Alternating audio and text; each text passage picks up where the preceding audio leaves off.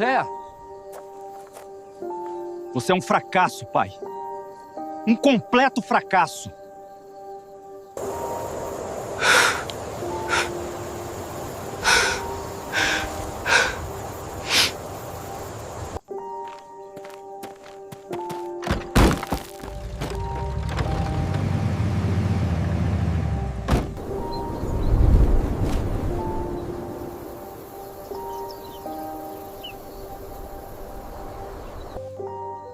Aquele momento seria o começo de tudo.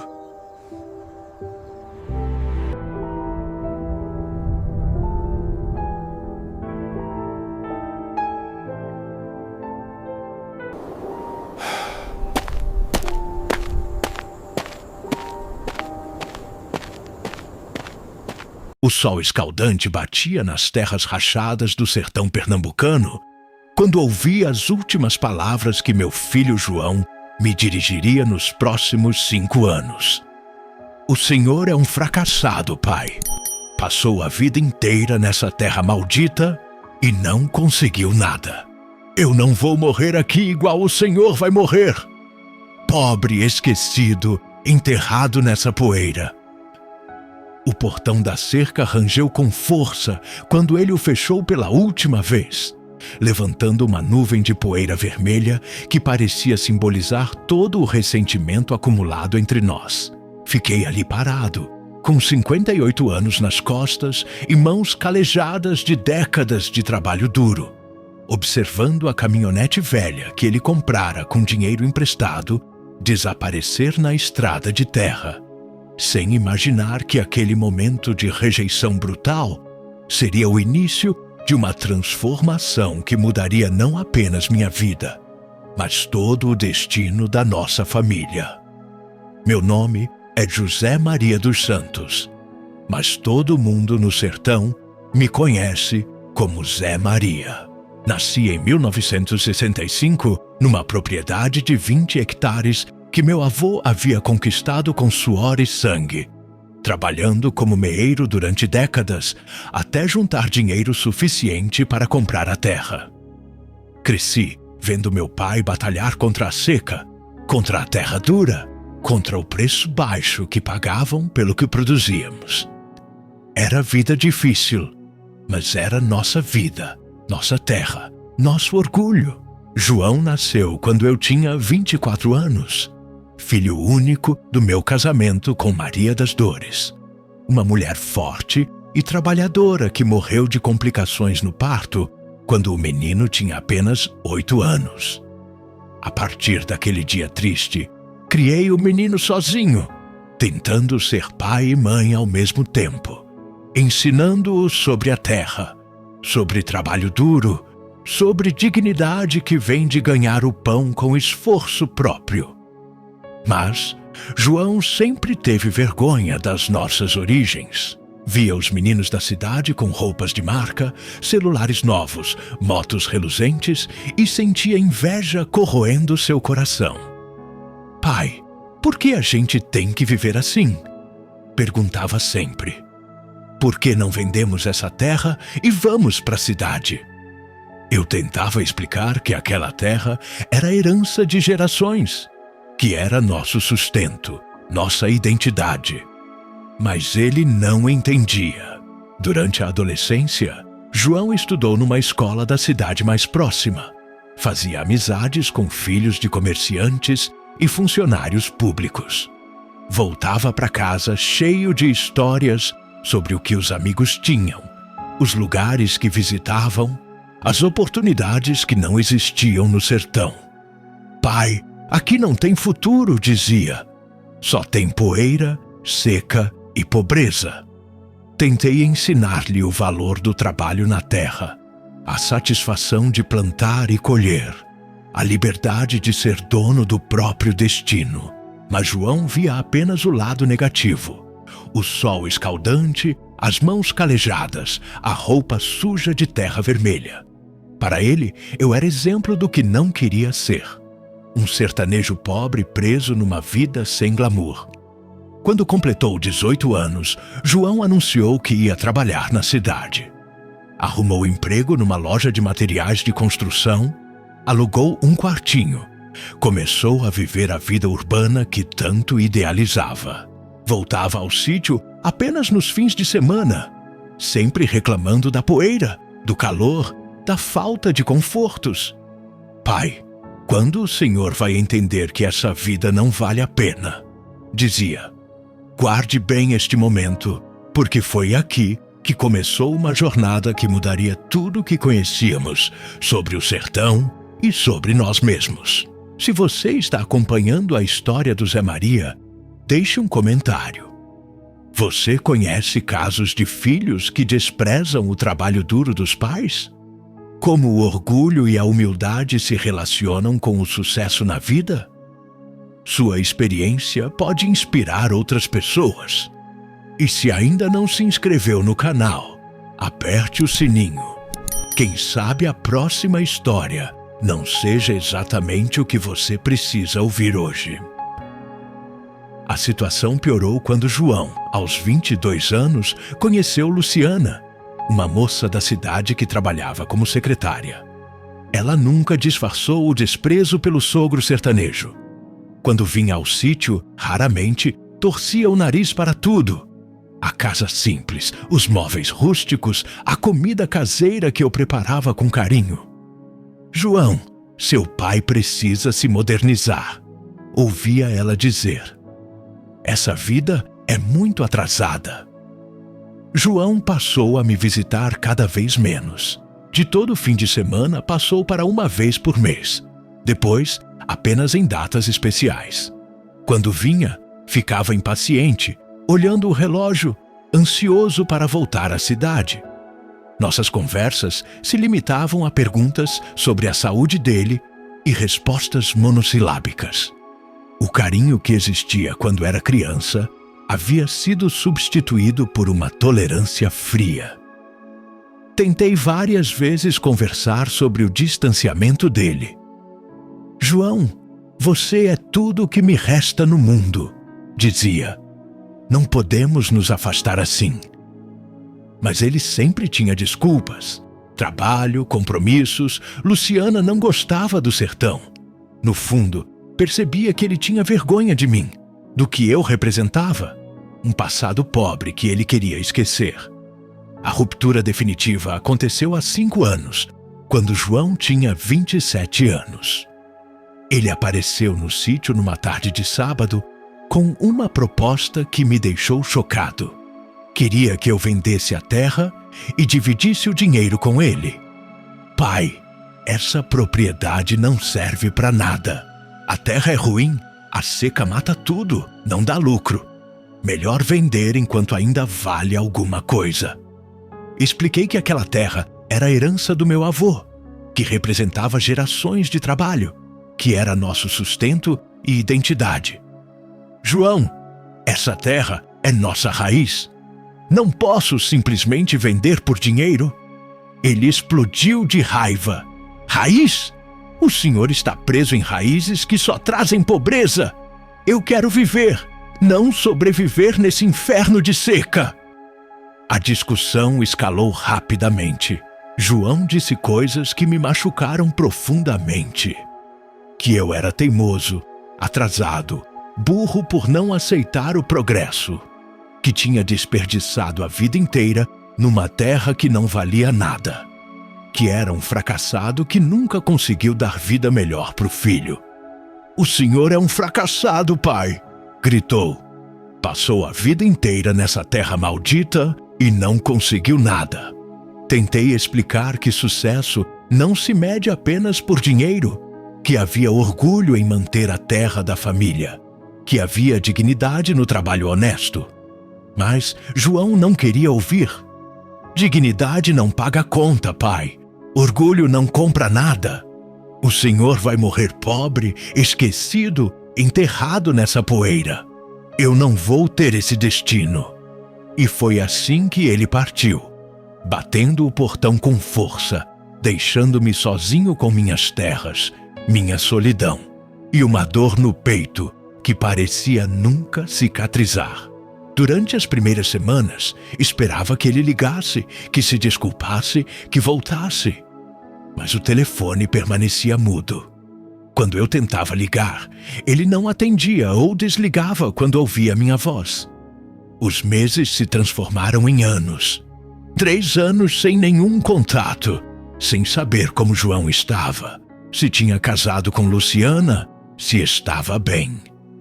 Eu continuava trabalhando a terra como sempre fiz, plantando o que podia, criando algumas cabras e galinhas, vivendo da aposentadoria rural modesta que recebia. Era vida simples, mas era a minha vida.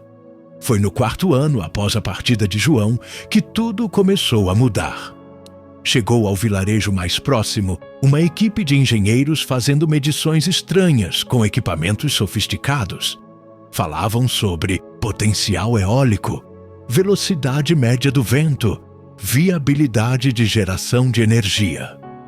Muitos sertanejos, desconfiados como sempre fomos com estranhos, os observavam de longe, sem entender o que queriam. Um dos engenheiros, Dr. Marcelo, veio até meu sítio numa tarde. Senhor José Maria, sua propriedade tem características excepcionais para instalação de aerogeradores. Disse com entusiasmo que não entendi inicialmente. Explicou que o governo federal, em parceria com empresas privadas, estava implantando o projeto de energia eólica no sertão nordestino. Minha terra, pela localização e padrão constante de ventos, era ideal para torres geradoras. O senhor receberia pagamento mensal pela energia gerada, explicou o Dr. Marcelo. Além disso, a terra continua sua, pode continuar criando e plantando normalmente. As torres ocupam espaço mínimo. Quando perguntei valores, ele mencionou quantias que me pareceram absurdas. Milhares de reais mensais por torre. E planejavam instalar 20 torres na minha propriedade. Desconfiei inicialmente. Parecia bom demais para ser verdade. Mas Dr. Marcelo me mostrou contratos, documentos oficiais, me levou para conhecer projetos similares em outras regiões. Vi sertanejos como eu recebendo pagamentos regulares, investindo em melhorias, vivendo melhor sem perder suas terras. Assinei o contrato 3 meses depois, após consultar advogado na cidade e conversar com outros proprietários que já participavam do projeto. As obras começaram 6 meses após a assinatura, trazendo movimento inédito para aquela região esquecida do sertão. Caminhões pesados subiam pela estrada de terra, trazendo equipamentos gigantescos. Engenheiros coordenavam operários.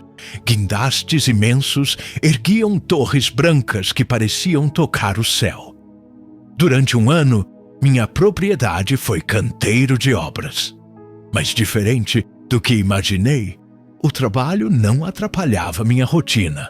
Pelo contrário, os operários compravam ovos das minhas galinhas, leite das cabras, legumes da horta.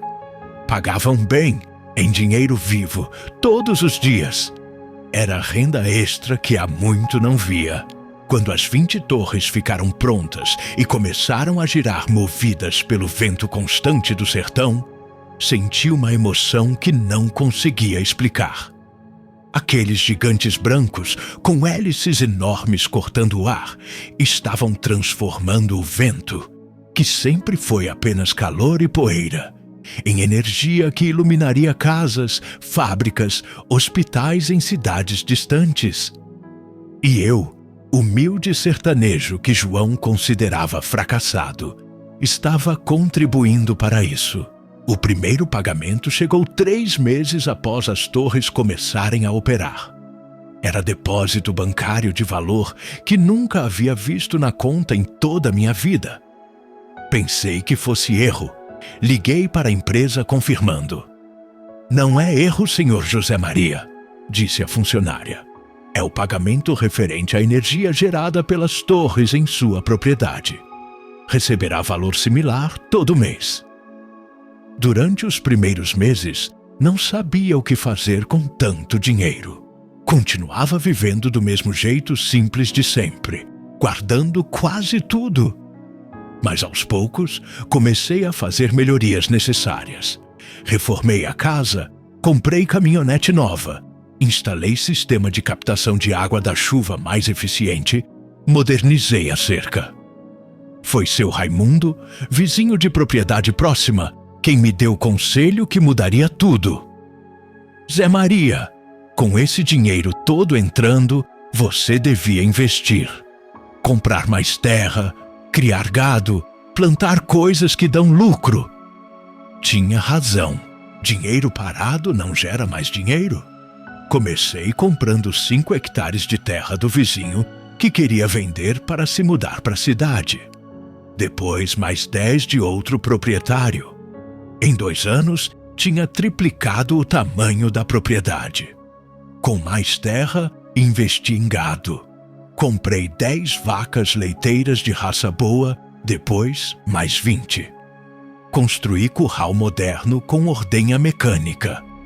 A produção de leite cresceu tanto que fechei contrato com laticínio da região. Comecei a vender queijos artesanais que aprendi a fazer com a ajuda de técnico agrícola. Cada investimento gerava retorno que reinvestia expandindo ainda mais. Em 3 anos, tinha 150 cabeças de gado, 100 hectares de terra. Produzia 1000 litros de leite diário. Mas a transformação mais profunda não era material ou financeira, era psicológica. Pela primeira vez em 63 anos de vida, não me sentia diminuído por ser sertanejo. Não precisava justificar minhas escolhas. Não carregava vergonha da vida simples que sempre levei. Descobri que João estava errado. A terra não era maldita.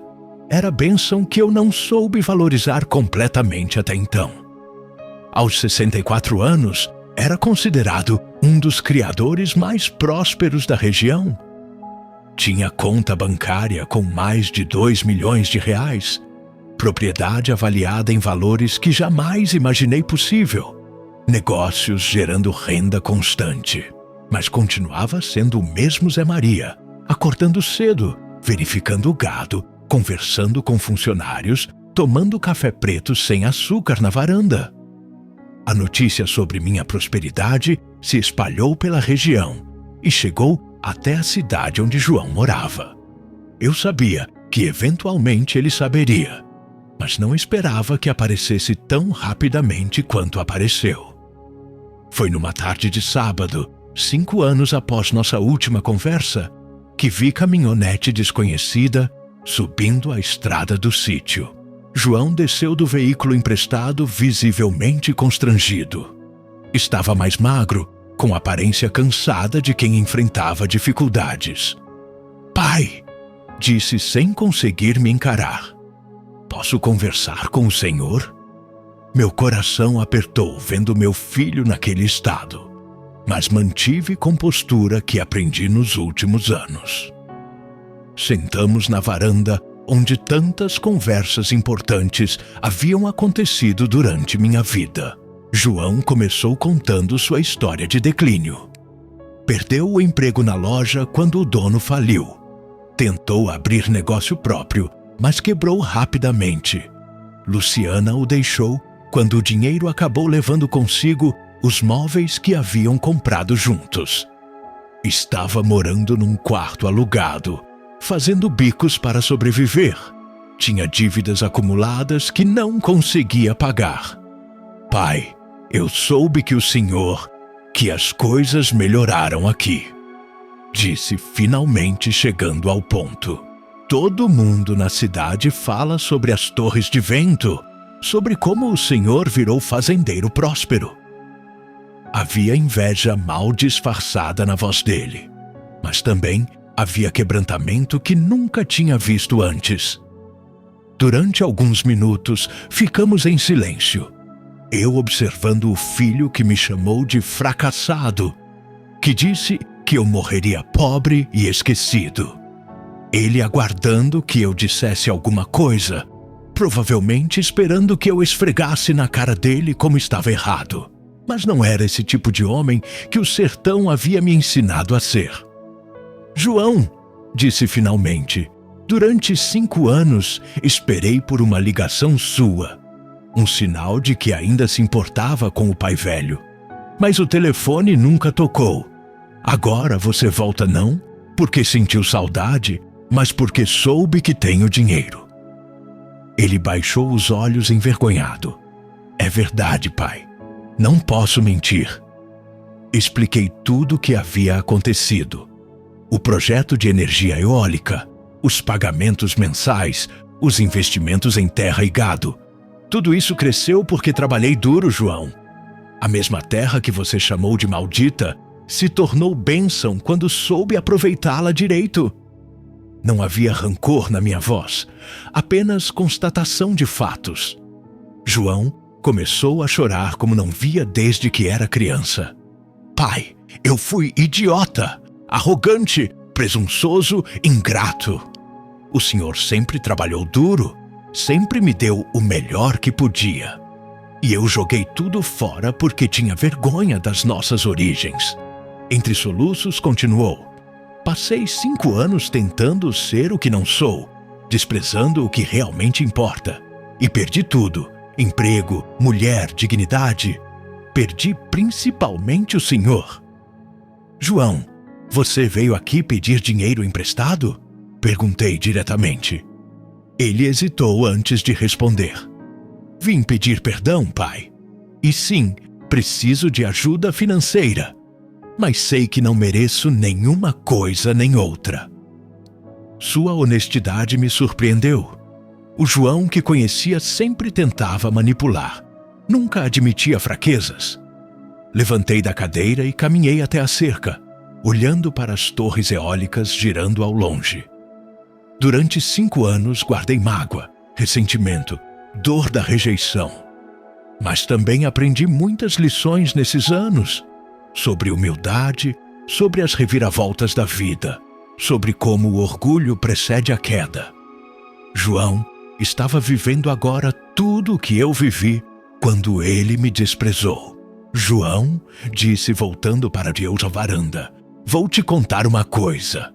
Quando você foi embora me chamando de fracassado, fiquei destroçado. Passei meses questionando se tinha desperdiçado minha vida mesmo. Mas sabe o que aprendi? Que sucesso não é ter muito dinheiro, é ter paz no coração.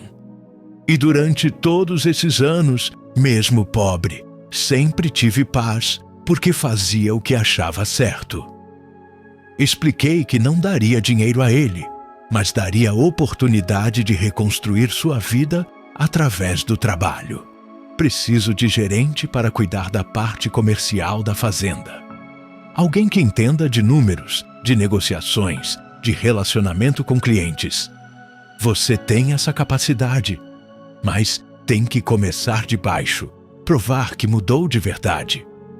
João aceitou imediatamente, com gratidão que jamais havia demonstrado antes. Ofereci moradia numa casa de caseiro que tinha na propriedade.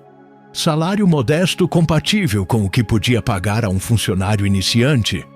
Oportunidade de crescer conforme mostrasse competência. João, isso não é caridade. É chance de você se redimir, de aprender o que realmente significa trabalhar duro. Durante os meses seguintes, testemunhei transformação genuína em meu filho. Ele acordava cedo, trabalhava junto com outros funcionários, aprendia sobre criação de gado, negociava com fornecedores e compradores, organizava a documentação. Às noites, jantávamos juntos conversando sobre o dia, sobre os planos para a expansão, sobre a vida. Pai, nunca pedi desculpas direito pelo que disse, falou João numa dessas noites. O senhor não é fracassado. Nunca foi. Eu que era cego demais para ver que o senhor tinha conquistado algo muito mais importante que dinheiro. Tinha dignidade, respeito da comunidade, paz interior. Suas palavras curavam feridas de 5 anos. Aos poucos, delegou-lhe mais responsabilidades conforme provava competência. João tinha talento natural para negócios, habilidade para lidar com pessoas. Em um ano, havia otimizado processos, encontrado novos mercados, aumentado lucros em 40%, mas o mais importante, havia recuperado a humildade que perdeu quando jovem. 2 anos após seu retorno, chamei João para conversa séria. Filho, quero fazer você meu sócio oficial no negócio. Não por ser meu filho, mas porque provou que merece. Ele ficou emocionado. Tentou agradecer, mas o interrompi. João, não é presente. É reconhecimento do seu trabalho. Mas tem condição. Você continua trabalhando duro. Continua tratando todos com respeito. Nunca mais despreza o sertão que nos criou. João não apenas aceitou as condições, como as abraçou completamente. Juntos, expandimos ainda mais o negócio. Compramos terras vizinhas, aumentamos o rebanho para 500 cabeças, construímos fábrica de laticínios que empregava 20 pessoas da comunidade. Aos 66 anos, eu não era apenas próspero individualmente. Estava gerando empregos, desenvolvimento, oportunidades para a região inteira. A história da nossa reconciliação se espalhou pela região e chegou até programas de rádio. Um dia, recebi convite para dar entrevista contando sobre o projeto de energia eólica e sobre transformação que causou na vida de sertanejos como eu. Durante a entrevista, falei não apenas sobre sucesso financeiro, mas principalmente sobre lições que aprendi. O sertão me ensinou paciência, disse. Ensinou que às vezes as bênçãos demoram anos para chegar, mas quando chegam, valem toda a espera. Me ensinou que trabalho honesto sempre é recompensado, mesmo quando parece que estamos apenas sobrevivendo. E principalmente, me ensinou sobre perdão, porque guardar rancor só envenena nosso próprio coração. Quando perguntaram sobre João, contei nossa história completa. A rejeição inicial, os anos de silêncio, o retorno humilhado, a reconciliação através do trabalho. Meu filho aprendeu que orgulho e arrogância levam à queda, mas humildade e trabalho duro levam ao crescimento verdadeiro. Hoje, ele é homem melhor do que era, não porque tem dinheiro, mas porque entendeu o valor das coisas certas. A entrevista repercutiu muito. Recebi cartas de pais que haviam sido rejeitados por filhos, de filhos que se arrependiam de terem desprezado as origens, de sertanejos que se identificavam com minha jornada. Respondi a cada carta, oferecendo palavras de encorajamento baseadas na minha experiência. Hoje, aos 68 anos, tenho patrimônio avaliado em mais de 10 milhões de reais. Mas o que mais valorizo não é dinheiro. É ter meu filho de volta, agora como homem transformado. É ver as torres eólicas girando, gerando energia limpa e provendo sustento para tantas famílias. É saber que aquela terra que João chamou de maldita se tornou bênção para dezenas de pessoas. João se casou novamente, desta vez com Maria, professora da escola rural, que valoriza nossas origens e ama o sertão tanto quanto nós. Ela está grávida do meu primeiro neto, que carregará o nome José Maria em minha homenagem. Pai, quero que meu filho cresça conhecendo a história do avô, disse João. Quero que saiba que humildade e trabalho duro valem mais que orgulho vazio. A lição mais importante que aprendi nessa jornada é que a vida é cheia de reviravoltas surpreendentes. Quando João me chamou de fracassado e foi embora, pensei que tinha perdido tudo o que importava. Mas aquele abandono me forçou a crescer sozinho, a descobrir força interior que não sabia possuir. E quando prosperidade chegou, aprendi que riqueza sem humildade é vazia. Perdoar João não foi esquecer a dor que ele causou. Foi escolher não deixar que rancor envenenasse meu coração. Foi entender que todos erramos. Todos precisamos de segundas chances. Todos merecemos oportunidade de reconstruir. João voltou quebrado financeiramente, mas eu também estava quebrado emocionalmente quando ele partiu. Ambos precisávamos curar. Se você está ouvindo minha história e tem pais que trabalham duro, mas não entendem de sucesso moderno, valorize eles. Um dia, você pode descobrir que aquilo que desprezou era exatamente o que precisava aprender. E se você é pai ou mãe rejeitado por filhos ingratos, saiba que a vida tem formas misteriosas de acertar contas. Mas quando seus filhos voltarem arrependidos, encontre força para perdoar.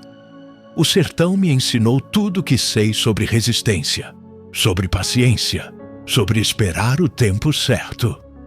As torres eólicas me ensinaram que até o vento, invisível e aparentemente inútil, tem poder de transformar vidas quando aproveitado corretamente.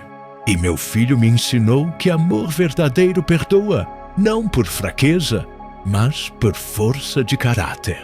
Conte nos comentários. Você conhece histórias de reconciliação entre pais e filhos?